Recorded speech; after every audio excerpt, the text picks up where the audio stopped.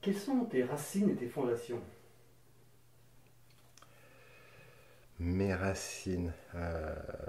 J'ai la chance d'être né dans une famille très soudée qui m'a donné euh, les bases de la vie, le bon comportement, le respect des autres.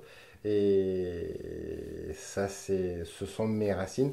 Mes fondations, c'est me construire moi-même. Aujourd'hui, elles sont vraiment fissurées. Euh, je suis plus très solide, mais cependant, elles existent, sont posées au sol, et c'est pouvoir m'élever intellectuellement et culturellement pour ça. Ce qui, je cours pas après la richesse purement matérielle. Non. C'est pas moi. Tu viens d'où en fait? Tu es du coin ou tu viens d'une autre Je, région? je suis lyonnais. Je suis lyonnais. Je suis né à Lyon. Euh, j'ai glissé dans le sud il y a quelques. Ça fait 15 ans que je suis à 16 ans. Enfin, 2003, je suis arrivé à Metz. Euh, mes racines sont lyonnaises et dauphinoises. Du côté de mon papa et du côté de ma maman, niçoise. Donc je suis un homme et du sud et de Lyon. Donc je me rapproche un peu du sud. C'est vrai que euh, le sud, la luminosité du ciel, la chaleur, c'est très très fort. C'est plus sympa qu'à Lyon. Et qu'est-ce que tu peux nous raconter de tes parents? Mes parents étaient instituteurs en activité. Mon papa était le directeur d'une très grosse école de la région Rhône-Alpes. Ma maman était institutrice. Euh, Ils ont su me transmettre des connaissances et des savoirs importants. Des souvenirs, j'en ai encore, anciens, ceux-là je les ai. Je me souviens qu'enfant, on partait en vacances avec une voiture, une caravane, et mes parents m'avaient emmené dans toute l'Europe. Et je me suis, toute l'Europe, plus principalement l'Europe du Nord, et je me suis tapé tous les musées possibles et imaginables. Et quand je rentrais de vacances, mes copains ils me racontaient leurs histoires à la plage et toutes ces choses-là. Je me disais, putain, ils ont de la chance. Et bien plus tard, quand j'ai pu utiliser les connaissances qu'il m'avait transmises sur la peinture, sur les artistes, sur ces choses-là, je me dis c'est génial parce que moi j'ai vu j'ai vu pas à travers un papier ou un écran, j'ai vraiment vu leurs œuvres, voilà.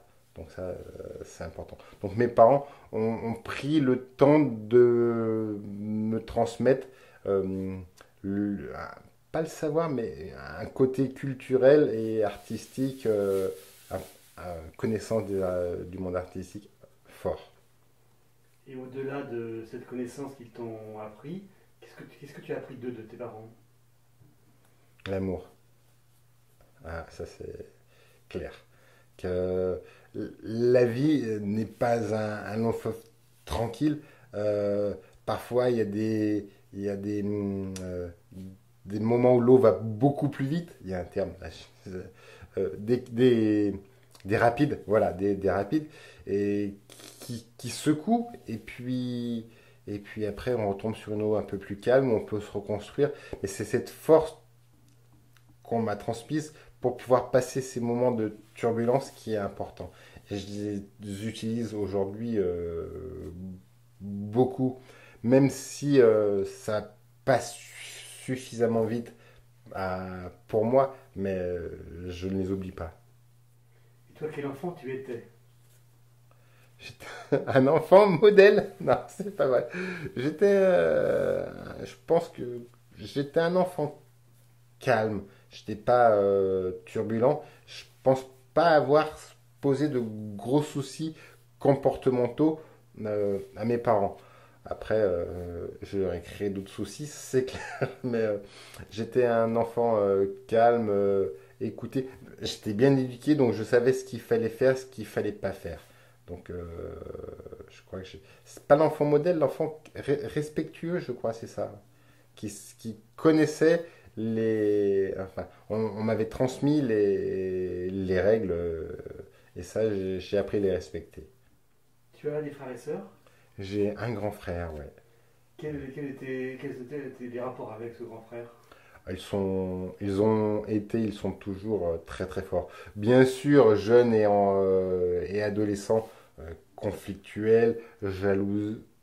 Je sais pas si on peut dire jalousie, mais euh, envieux parce qu'il était grand, enfin, il a 4 ans de plus que moi. Il a eu une mobilette avant moi, il a eu une voiture avant moi, ce qui était tout à fait normal. Mais bah, sa mobilette, après, je l'ai eu. Bah, c'est le deuxième qui récupère.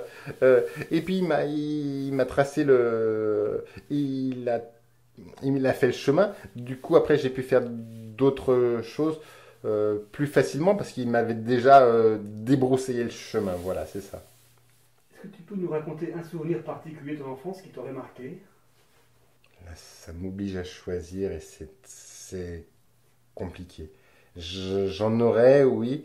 Euh, oui, alors, enfance ou pré-ado, mes parents m'ont mis sur des skis, j'avais 3, 4, 5 ans, très très jeune, et je pleurais quand ils m'amenaient au ski parce que il faisait froid, parce qu'il y avait de la neige, parce que c'était mouillé.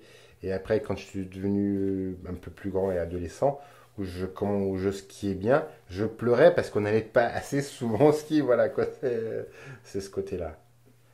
Et là, c'est cet aspect-là où ils m'ont accompagné, pas forcé, mais accompagné à faire des activités. Et je pense que le sport que j'ai fait derrière, petit, j'ai bien compris qu'on ne fait pas un sport 2 mois, puis après on fait autre chose. Si on veut pratiquer un sport ou une activité, quelle qu'elle soit, comme il faut avoir le temps de la découvrir, de l'apprendre et de se perfectionner dans la pratique. Durant ta scolarité, quel élève tu étais? Quel élève j'étais? Question de piège. Euh, J'étais un gros fainéant. C'est-à-dire que euh, j'avais 1 an d'avance et j'ai jamais eu à travailler pour avoir des bonnes notes. Donc c'était facile. Arrivé en seconde, où il faut un petit peu travailler, je ne savais pas faire. Donc en seconde, je me suis planté. Et en fin d'année, il me proposait ou d'aller. Je voulais aller en S, il me proposait d'aller en B ou en G. Et moi, j'ai dit, bon, j'ai 1 an d'avance, je vais redoubler. Et puis l'an prochain, j'irai en S, quoi, parce que c'était ce qu'il fallait faire, S scientifique.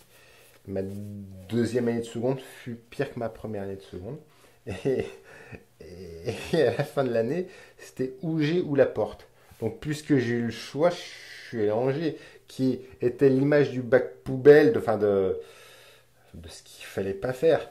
Et ben finalement, j'ai découvert l'économie, le droit, la comptabilité, tout un pan de connaissances que je n'avais pas et qui m'a permis de me projeter sur autre chose derrière. L'économie, quand j'ai commencé à apprendre l'économie, j'ai trouvé ça superbe et génial. C'était fantastique. Bon, le droit à prendre des arrêtés, enfin, euh, c'était un peu plus rébarbatif. La comptabilité, ouais, c'est bien gêné, mais on s'aperçoit que ça peut nous servir quotidiennement. Puis dans mon travail, euh, mes bases comptables, mes connaissances me servaient beaucoup pour accompagner les clients. Parce qu'ils me parlaient de leur activité, de leur bilan, de leur compte de résultat. Je comprenais tout. Et quand tu étais enfant, est-ce que tu rêvais de faire un métier particulier? Cosmonaute. Ouais, oui, mais comme beaucoup d'enfants qui rêvaient d'aller dans les étoiles, j'avais cosmonaute ou chanteur. Mais bon, cosmonaute, il fallait travailler à l'école. Bon, j'ai bien compris que mon côté un peu glandeur ne me permettait pas d'y arriver. Puis intellectuellement, faut y aller. Chanteur, si je suis venu dans le sud, c'est qu'il fait beau et j'ai pas envie que les nuages me rattrapent. Enfin, qu'il pleuve, quoi. Voilà.